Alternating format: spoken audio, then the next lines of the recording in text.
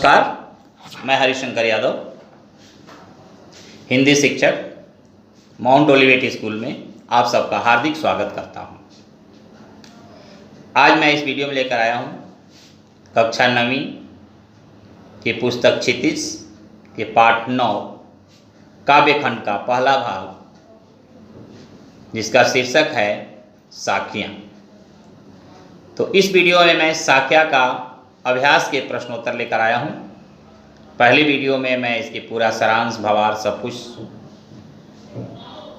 व्याख्या कर चुका हूँ और इस वीडियो में सिर्फ अभ्यास के प्रश्नोत्तर हैं। तो आइए देखते हैं इस अभ्यास के प्रश्न में क्या क्या वर्णन किया गया है। सबसे पहले मैं इस पाठ का एक पाठ परिचय बता दूं कि इस पाठ परिचय में क्या क्या वर्णन किया गया है।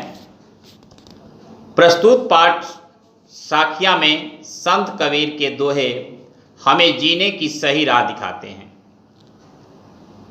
पहले दोहे में कबीरदास जी कहते हैं कि हमें मनुष्य की जाति से ज़्यादा उनके गुणों को सम्मान करना चाहिए।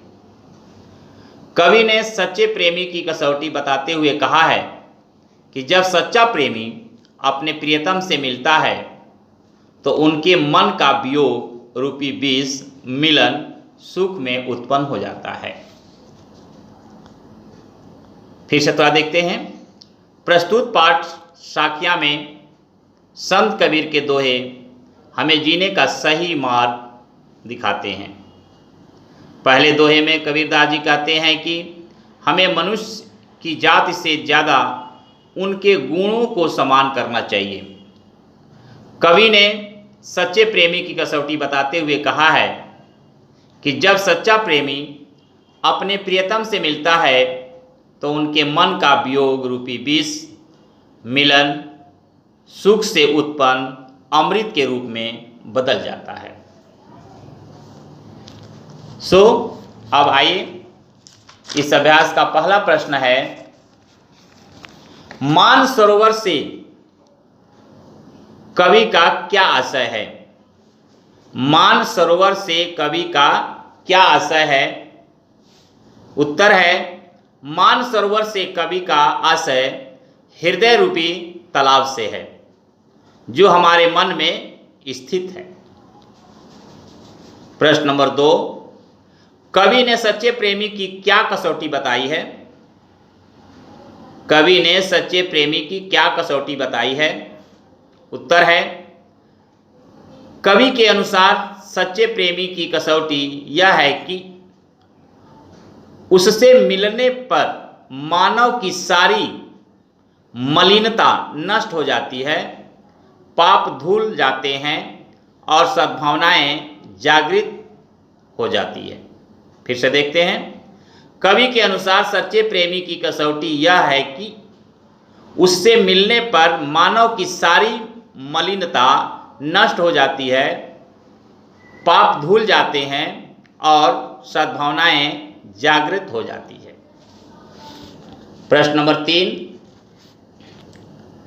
तीसरे दोहे में कवि ने किस प्रकार के ज्ञान को महत्व दिया है?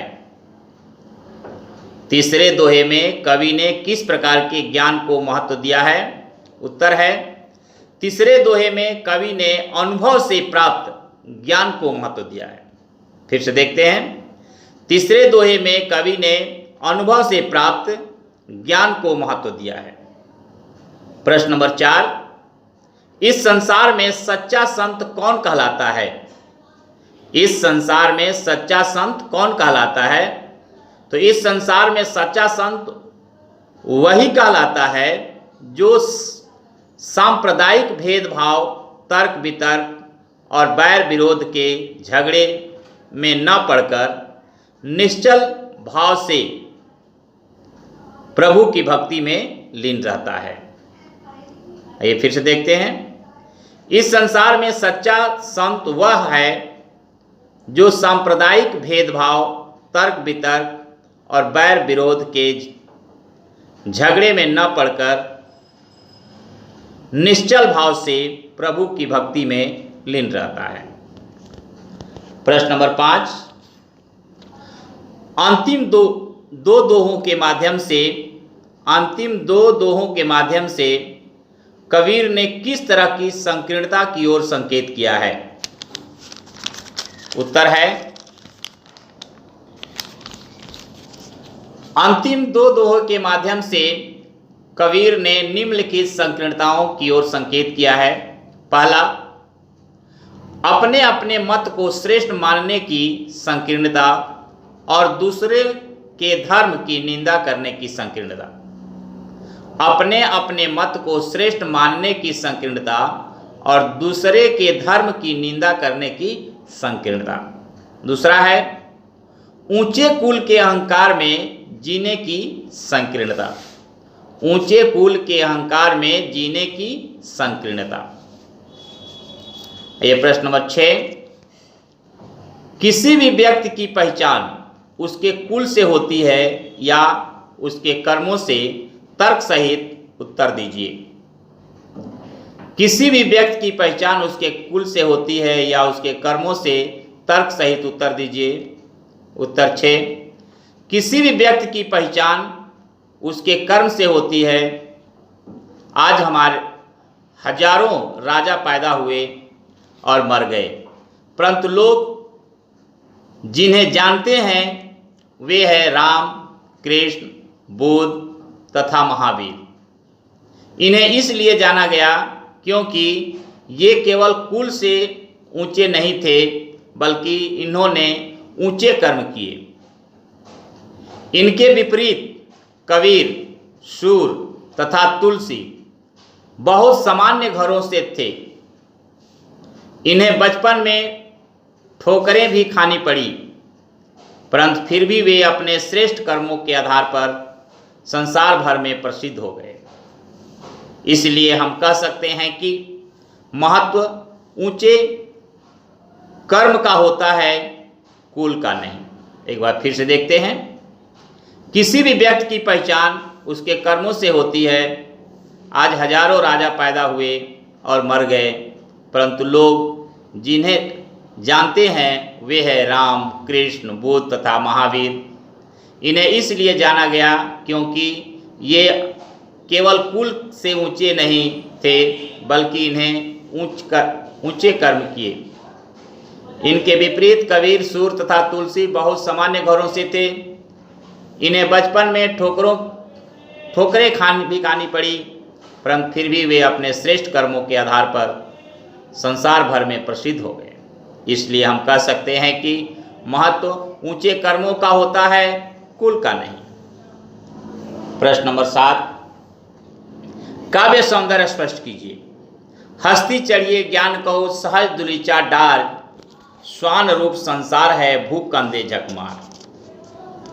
हस्ती चढ़िए ज्ञान को सहज दुलीचा डार, स्वान रूप संसार है भूख कंधे झकमार।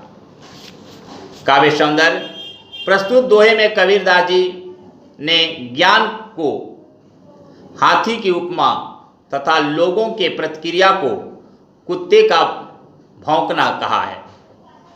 यहाँ रूपक अलंकार का प्रयोग किया गया है, दोहा छंद का प्रयोग किया गया है, यहाँ घुमकड़ी भाषा का प्रयोग किया गया है, यहाँ शास्त्रीय ज्ञान का विरोध किया गया है तथा सहज ज्ञान को महत्व दिया गया है। फिर से, प्रस्तुत दोहे में कबीरदास जी ने ज्ञान को हाथी की उपमा तथा लोगों की प्रतिक्रिया को कुत्ते का भौंकना कहा है। यहाँ रूपक अलंकार का प्रयोग किया गया है, दोहा छंद का प्रयोग किया गया है, यहाँ घुमकड़ी भाषा का प्रयोग किया गया है, शास्त्रीय ज्ञान का विरोध किया गया है तथा सहज ज्ञान को महत्व दिया गया है। प्रश्न नंबर 7 के बाद ये साख्या का अभ्यास के सभी प्रश्न पूरा होते हैं। मिलेंगे फिर अगले वीडियो में। तब तक के लिए नमस्कार, जय हिंद, जय भारत।